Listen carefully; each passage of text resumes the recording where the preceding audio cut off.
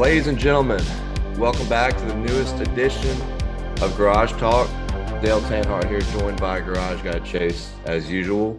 It me. And our new featured guest, a now recurring guest on the show, former truck god and rookie in the 2022 Xfinity Series for Richard Childress Racing, the famous number 2 car, Sheldon, a.k.a. the truck god Creed. What's up, Sheldon? That's good. Hey, thanks for having me. Welcome Yeah, back. man, we were bummed out that you couldn't get that 2-time truck title deal, but just as good, you are now a 2-time guest on Garage Talk. So it's about just as good as a 2-time truck title, right? Yeah, that's pretty even there. Yeah. Yeah, for sure. It's a great day. It's a great day anytime you're on Garage Talk. It's been a fun off season. I know you've had a lot going on too. And hey, you know, he's over here cheersing. He's got a cool little cup right there. It's got Hooters on it. Shout out to Hooters, by the way, right now. If you can do this too, Sheldon. If you were to go to HootersToGo.com or download the Hooters app and use promo code Garage Guys, you're going to save $10 off any order, $30 or more. Okay, you got the fine print. You got the fine print. Yeah, valid at participating locations for delivery and carry out orders only. Modern science. We talk about modern science a lot. Always. This is modern science. Big QR code right here. You can hold it still for a second. Wait, so if you spend like 30 exactly, do you pay like 20 something? Yes. All it's got to be is $30 or more for delivery or carry out orders only. You got to eat at home. Locations. But then, yeah, you get $10 off. You can take that $10 and put it towards the bets we're going to go over later. That's it. We're also working on a new VR experience where you can bring it home and then put the VR headset on and you're just actually at a table in Hooters. So that way, if you don't want to, actually go there, you can just be at home and do it. You'll just feel right at home. So that way you can use the code and still eat at a Hooters, kinda. So something we're trying out. But yeah, it's been a good morning. We've had some good discussion this morning, and now we're here, and the show is live for everybody to hear. So a lot of exciting stuff in the off season. First things first, it's been about maybe a month now since we last spoke with you, Sheldon. What have you been up to this off season? I mean, I don't know. I feel like this off season's been different from most. I took my guys to like Havasu after Phoenix. We did that last year also. And then I got to go home and see some family over Thanksgiving. So that was nice. And man, I don't love California like I used to, but it's still going. It's still good to go back and see friends and family. And been putting a lot of time in on my micro sprint. I kind of tore it all apart, getting ready for Tulsa shootout right after Christmas. So I was showing you guys some of the parts I got today, just trying to be prepared as possible and make the car solid before going. And I just find myself in like this 8-week period where like I don't know what to do. Like I guess every week we're like going and racing and there's always something to work on and focus on. And you find yourself in this weird week-to-week period where you're not going racing the next weekend. You don't really know what to do. You're kind of going to the shop here and there. Like I try to go once a week during off season. We've been working on some simulator stuff.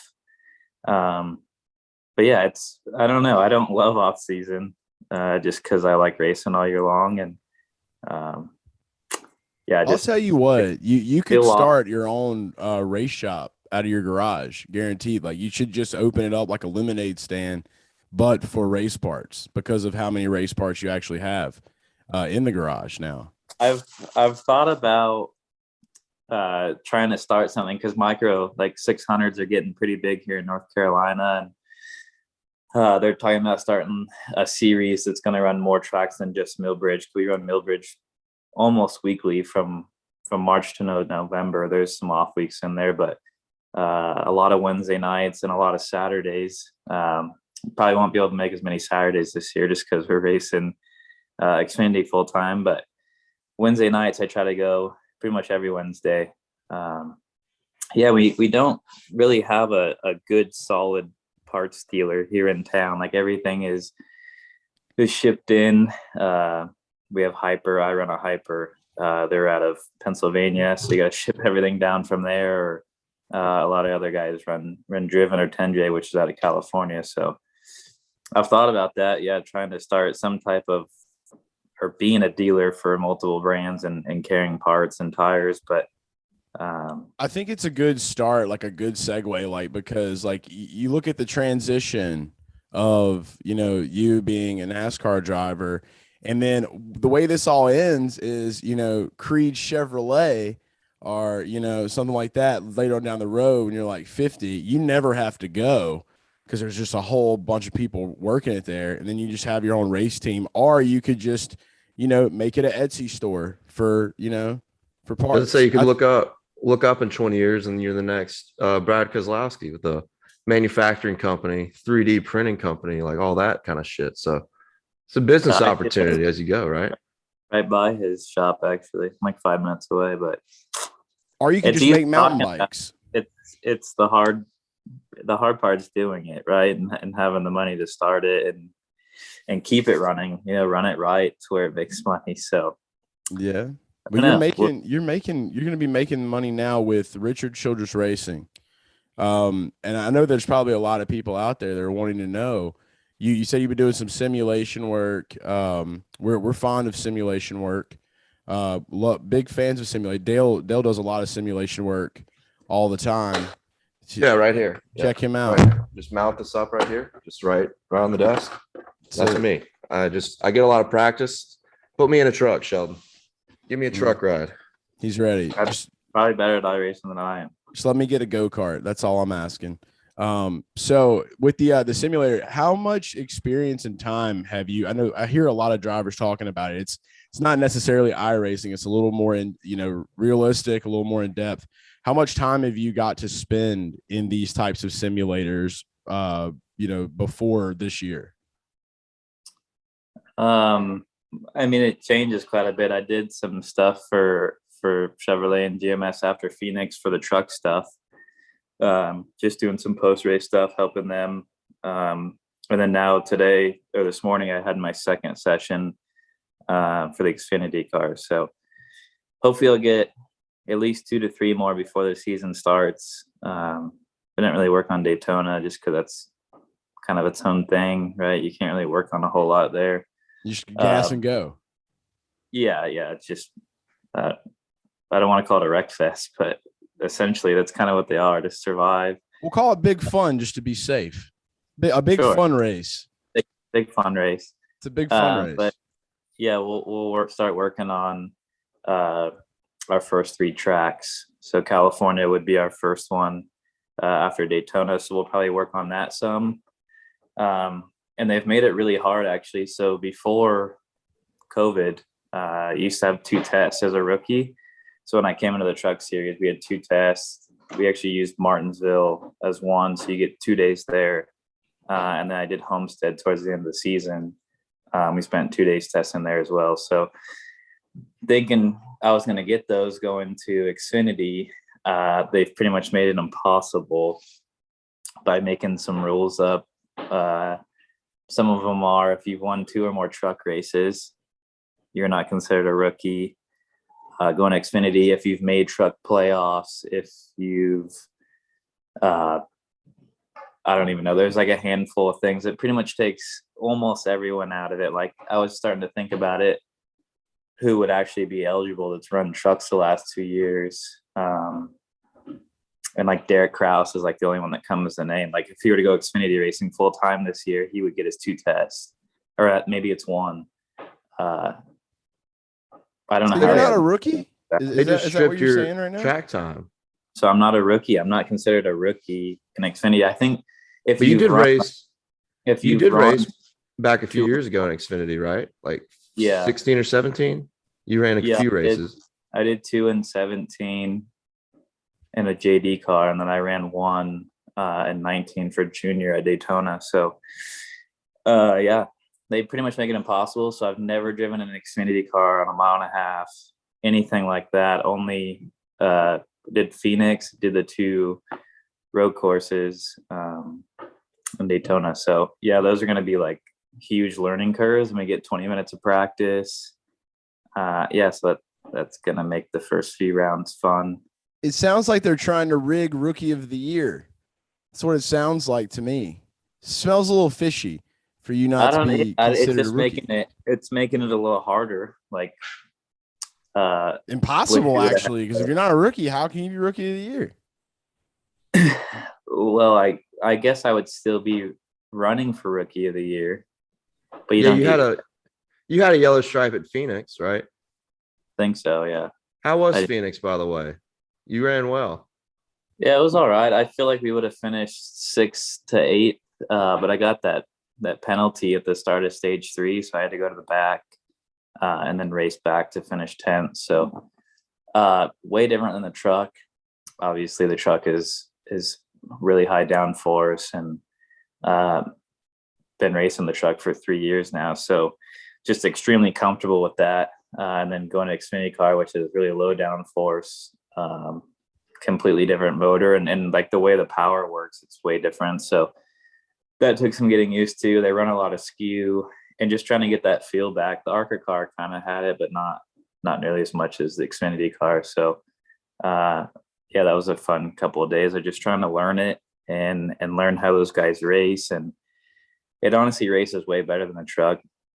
The truck, you just kind of fall into line if you can't pass on the first few laps on tires, and you might be able to get lucky on passing later in runs. But once you get up front, you just kind of fall in line, and you can't really pass because the air, which I really enjoyed for the Xfinity car, because you could like slide people and really race them.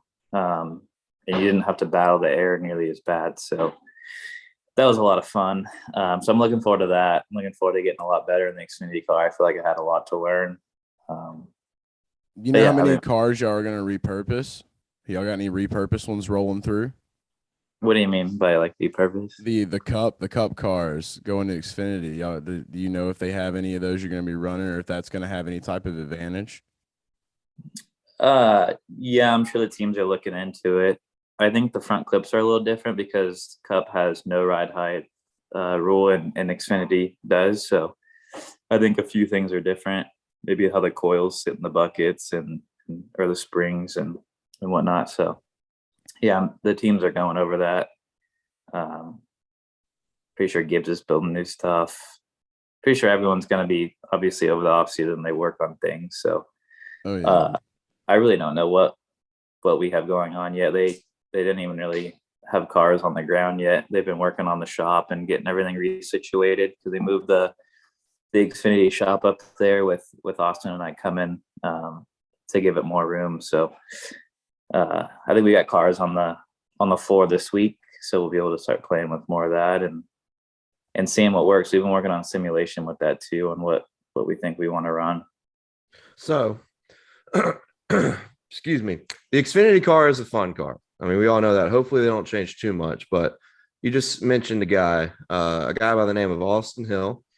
I think it's interesting that you actually had tweeted this when all the news had broken out that you had signed and he had signed. Rivals in the truck series, now teammates in Xfinity. Have you gotten to talk to him much, and what's it been like working with him ahead of the season? Yeah, I was with him this morning. So I liked Austin, like, as a person. Like we were buddies before, or not really buddies, but we knew each other and respected each other. And then I feel like we raced similar in the truck. Like, not a lot of people love me that race me in the truck, right? Just because I got. I've always had a rocket ship for one, so there's that too. I mean, you're a spaceman, so let's be real. I mean, obviously we struggled a little bit more this year, and our trucks, I didn't think were as consistent and as good as they were in 2020.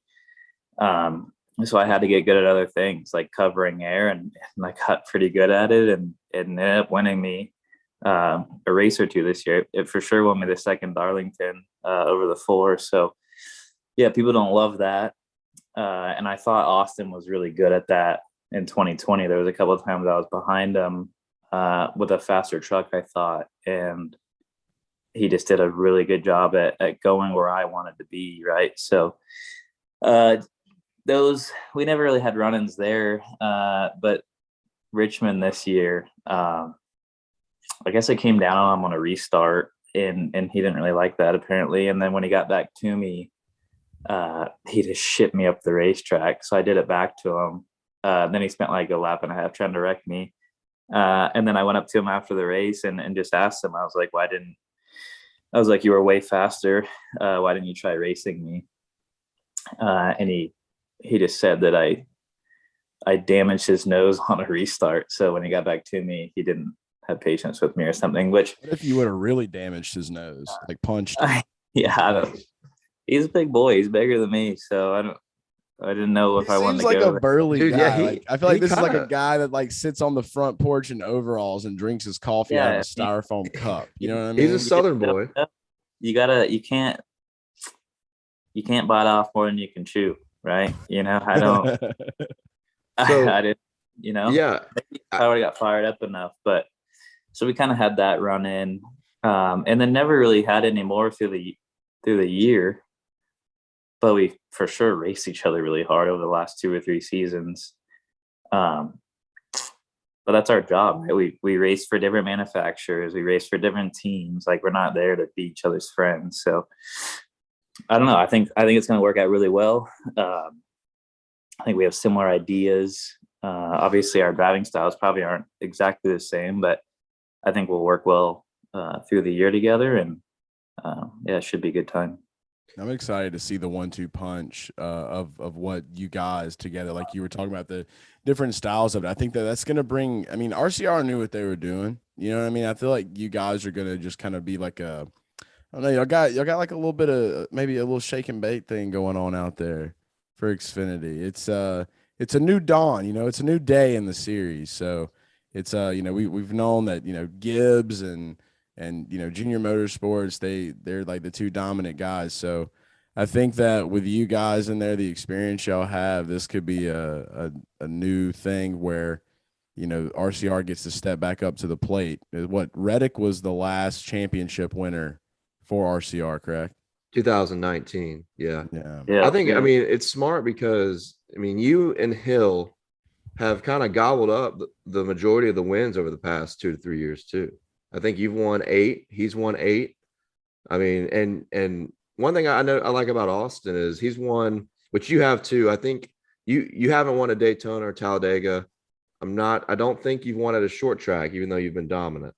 But Hill has won on a variety of different racetracks. He's won at the restrictor plates, road courses, 1.5 miles. Won at Knoxville, which was shocking to me, but he's a good talented driver. And I remember when he got into it with like Grant Enfinger, I think last year or the year before. He just seems like a scary motherfucker, dude. I don't know why. Like, he's kind of a big guy. Like, he seems like a guy that you don't want to ruffle his feathers, So yeah, maybe as teammate I will. Yeah, I don't know. Oh no, if there's anybody that can do it, it's gonna be you. Because I mean, like, you're one of those people, and I've learned this too. Like, you got that switch though. Like, he's got the look always, but like you kind of like you have that light switch where I know you can turn it on and then you can turn it off, and be selling just Etsy parts for the sprints, and then you turn it on and you just like let the bodies hit the floor by disturbed. Like, you got that in you. You know what I mean? So, I usually keep the switch down, but it does flip on now and then. yeah. It's been coming on more lately. I just get fed up. It's a good sometimes. thing. It's a good thing though. Yeah, I mean, it's passion. the tenacity we saw we were watching when you ran up to Crafton from the stands. We watched that whole deal happen. And I mean, you were hot that day. Have you and Matt talked since then, or like, you guys good, or Yeah. did you just kind of leave it? I mean, me and Matt were cool before that. Like, actually, he was one of the more ones that I talked to more. But I went up to him, and I was obviously pretty frustrated with him. We're getting a phone call, and that. I was just pretty frustrated with him. And then he kind of played dumb, right? Like, he's like, "Oh, I wheel hopped. I did this." Like, he was making excuses, and then I was like, "No, you know what you were doing." Like, he drove through his teammate to get to me, and I just called his bluff or whatever. And then his dad You yelled triggered at him. me. I watched him. I saw him. He Yeah, was yeah, like, he got hot. I got him hot, and then his dad started yelling at me, and then I What? kind of laughed at him. His Yeah, I dad? didn't really like that. Yeah, And Matt's like 45. Yeah, how old is his dad? 65 probably. This I old don't man know. just crackling at you. Come Yeah, here, I got- son. I got them both upset, and then yeah, we're cool. Like it was. That's incredible. I think I talked to Matt later that week about something. He owns a paving company, so I was talking about paving something, and we were totally fine. It's just Yeah. funny how I'm it works. sure- You know what made me more mad was the fact that we went to Phoenix and he was like 18th in practice, and I had never seen him all day. Like I don't know what he ran all day. 8th to 10th in the He race. was, 7th. yeah. Well, he was. I think he definitely was the worst out of the championship 4 guys throughout the entire race. Yeah, But you so were. I that- mean, of course you didn't see him. You led most of that race. yeah, So, yeah. I mean, So but I think man, that that is 18. more. 18 was so fast, dude. I mean, you held him off, and when you were leading, just running that outside, just holding him off, just lap after lap after lap. Because I had bet on you, so I was like, please just block this motherfucker, dude. And Yeah, finally, tough. that he was just so fast at the end. But He was probably already Yeah. drinking before he finished the race, dude, because his post-race interview was one for the books. I Who's think. We're talking about Rhodes. we're talking about Well, Oh, Chandler yeah, Smith was who I was Rhodes. talking about, who took the lead Yeah. and won. The But championship, Rhodes though. championship, yeah. For the QB championship. Roads, man. Yeah, that guy's the Randy wins. Travis of the truck series. 2 wins and he wins the championship. Yeah, Chandler Smith has been hot. That's a fun topic to bring up. You and I chatted briefly earlier today. I think the we saw some similarities between you and Derek Thorne from the Snowball Derby. 2 guys that got boot scooted by Chandler Smith at a race. So there's a lot of relation there. And he that's how he won the Snowball Derby. And I didn't know much about this Derek Thorne guy. I mean, we chatted briefly about it. How much about the Derby do you know? Have you ran the Derby? Is that something that you would ever want to do?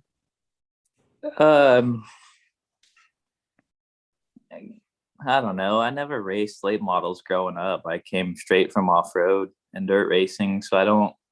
Yeah, you're on X Games mode. You usually don't have time for those kind of things.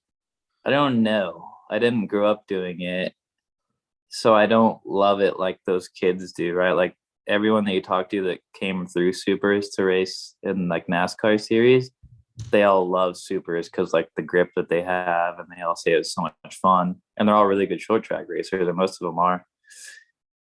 I don't know. I tried doing a deal with KBR like 2 years ago or a year ago, and it's just for what it is. It's what do you win? I think it's like 15, 20, maybe 25,000 max. It's don't know. prestigious. You win a snowball trophy. Yeah, but it Okay. costs, it's like 30-some thousand to get a ride, right? And Yeah. it's just, So for me, financially- I'd rather, if I'm going to go to go do a fun race like that, right? Like Snowball to me is not a big deal because I didn't do that. Going and racing Crandon and winning, like the cup race at the end of the year, it pays like 40-some thousand to win it. That would be way cooler to me, right? Because I grew up doing it. It's more special to me. So if I'm going to spend the money like that to go do something, I'm going to go back and race off road, or I'm going to spend it to do dirt racing. I go in Chili Bowl. I like that. Are you Chili gonna be at Bowl. Chili Bowl? Yeah, I would really love to run Chili Bowl. Are you going this year? I'm doing Tulsa Shootout. I'm still working on a Chili Bowl ride. So we're gonna be there. We're gonna be in We're gonna be Oklahoma. there. So yeah, I talked to Coons. He's full. Boat's full.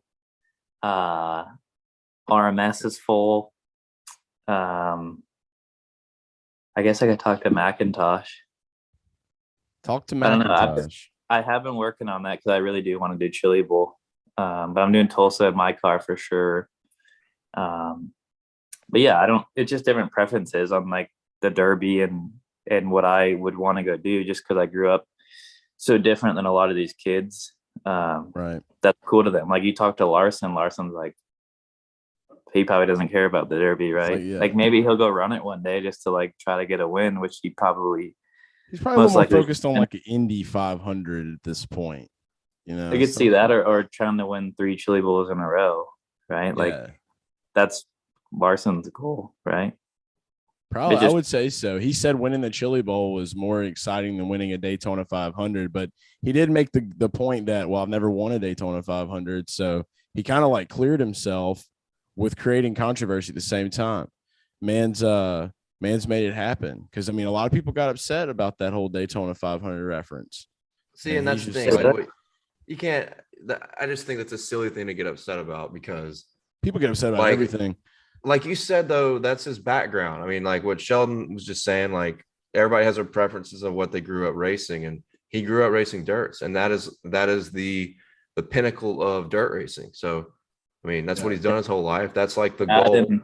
In Knoxville Nationals for sprint cars. Yeah.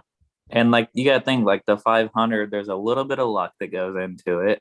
I think there's a lot of luck. Right? Like you can't get wrecked. You got to miss like the last lap wreck that always happens, and then hope you're like sitting. It seems like you don't want to be the leader on the white.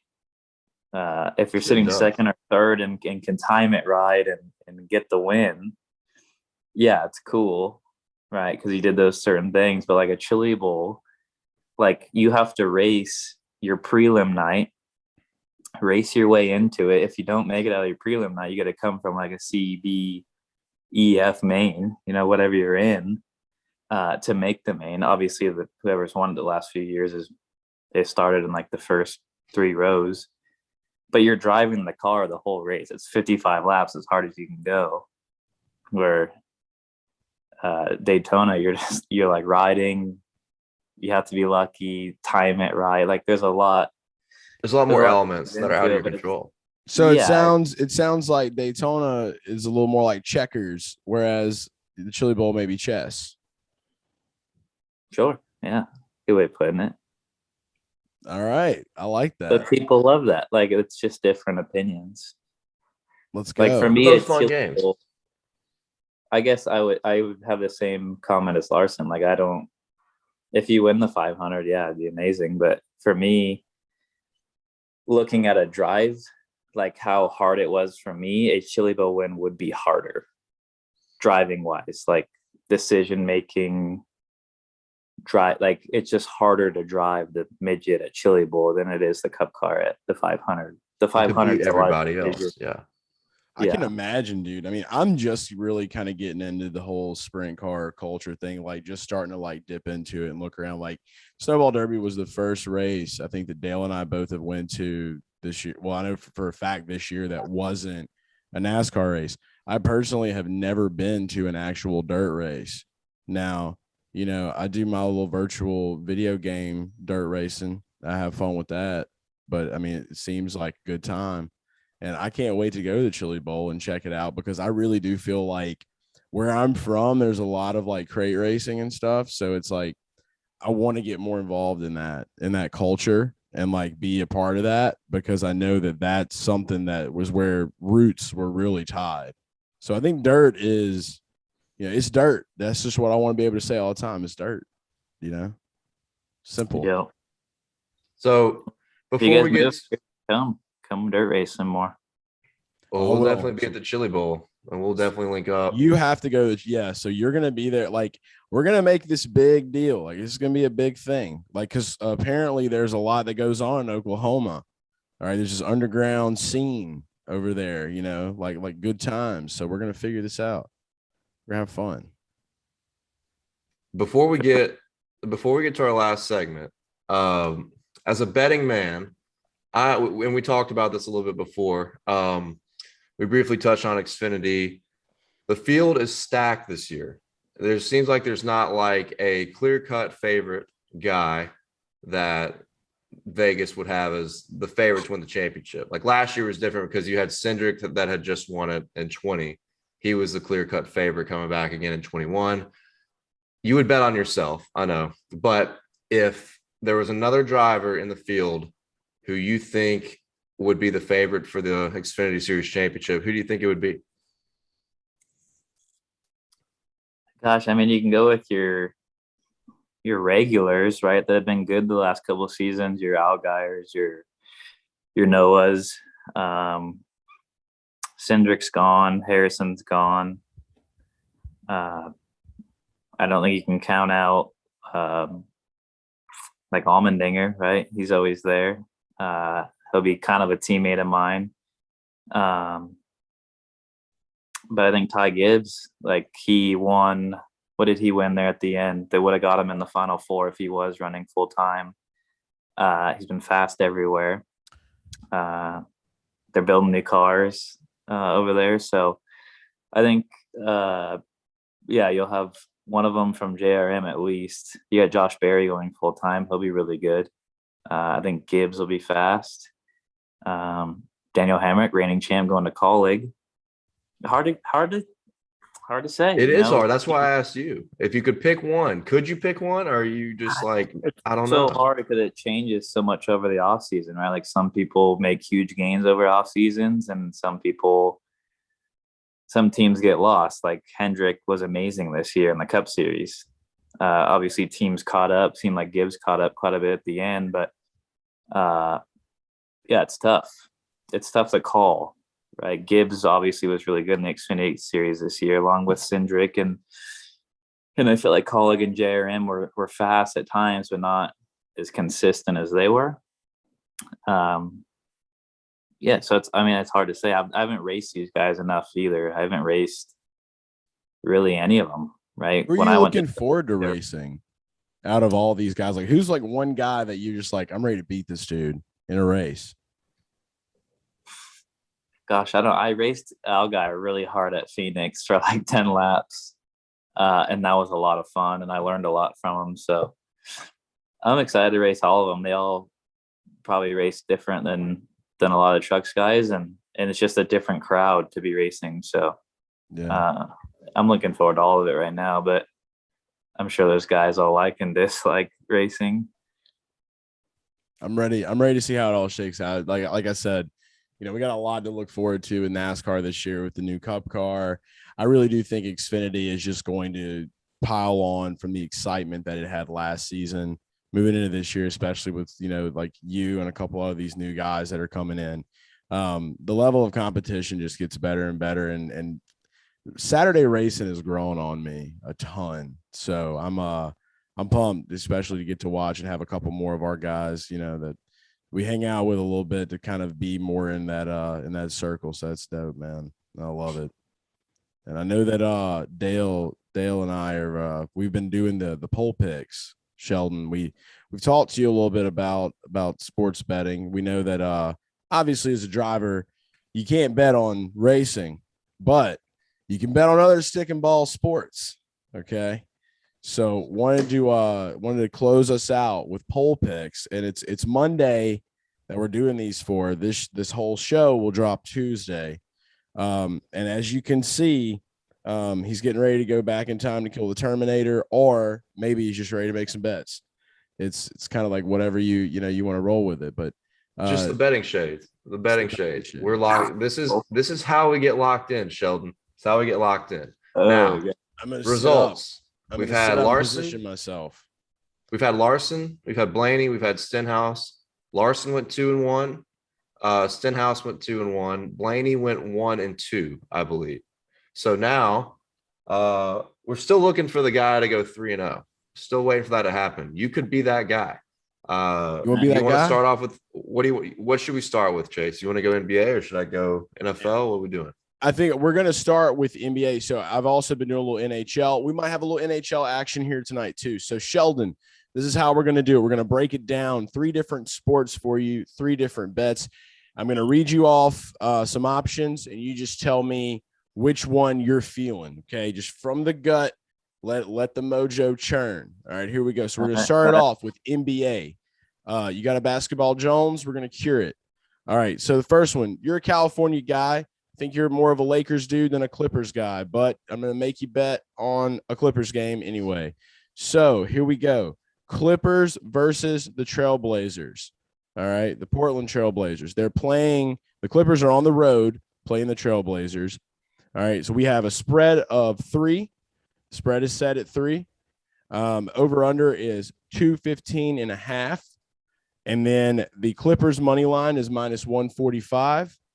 The Portland Trailblazers is plus 125. Which one of these bets do you like? And the Clippers are minus 3 for the spread. The Trailblazers are plus 3 for the spread. I like Trailblazers. I like that that's headed. All right. Arch nemesis of LA. So you're going to take the money line? Plus 125? Yeah, I think we hit it. That's exciting. All right.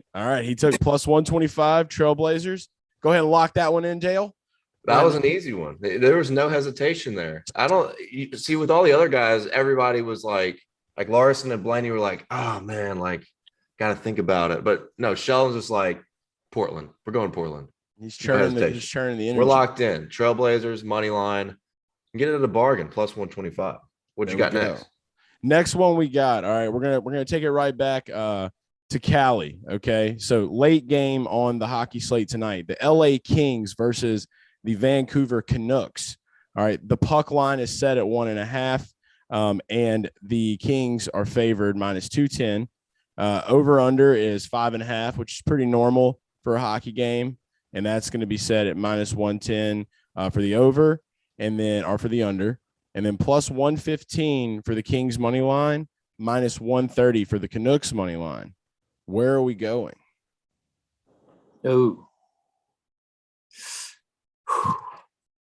here's the think about it one. He's thinking. I think we go Kings. All right, so money line, another money line bet, plus 115. I like this. Underdog. We're working up a good underdog parlay right now. We are. Okay. All right. So Kings money line, we'll lock that one in. So that's the NBA and hockey. So there's some literally stick and ball sports right there for you. And then last but not least, Dale, you go ahead and take it away for Monday Night Football.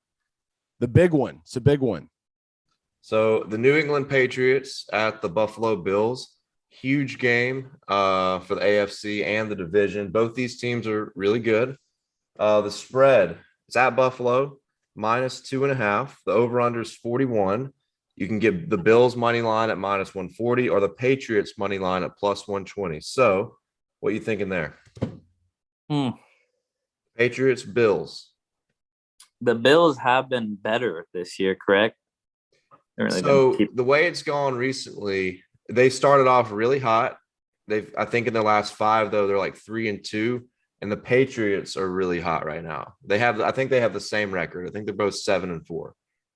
The Patriots might be 8-4, but they're basically tied for the division lead. I'm gonna go Patriots.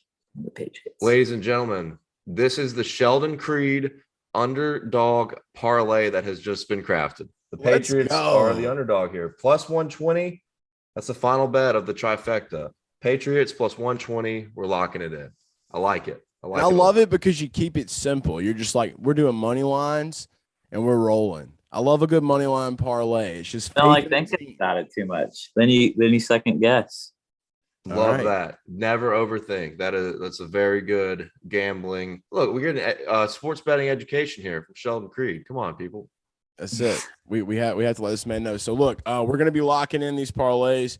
Obviously, everybody that's watching this or listening to this, these games have already happened. But if you caught the clip on Monday night and you saw what Sheldon locked in, probably want some money. Okay, we'll just put it that simple. The energy is out there. This is the 3-0, boys. We're going to feel it. I'm ready for it. I'm just ready for a 3-0 to hit. All right, so this is it. All right, Sheldon, dude, thanks so much for being on the show. Again, everybody can follow Sheldon. What is it? Just at Sheldon Creed everywhere? Yeah, I'm simple. Just at Sheldon Creed, Twitter, Instagram, Facebook. Leonard Skinner wrote the song for him. He's the simple man. All right. We love it. And then you know where to follow me, at Garage Guy Chase. Dale is at Dale Tanhardt. And then and eat Hooters. One more time before we leave. Promo code Garage Guys gets you $10 off any order, $30 or more, when using the Hooters app or hooterstogo.com. And I'll valid at participating locations for delivery and carry out orders only. Just shove that right into your camera. Just shove it. Modern science. You scan this, take you there. All the hard work is done for you. Sheldon Creed, man, thank you so much for being on the show. We know you're going to kill it in the Xfinity Series, and we'll see you at the Chili Bowl. Chili Bowl it is. Thank you guys. Cheers. Cheers. It's the garage guys. It's the garage guys. It's the garage guys. It's the garage guys. It's the garage guys. It's the garage guys. It's the garage guys. It's the garage guys. It's the garage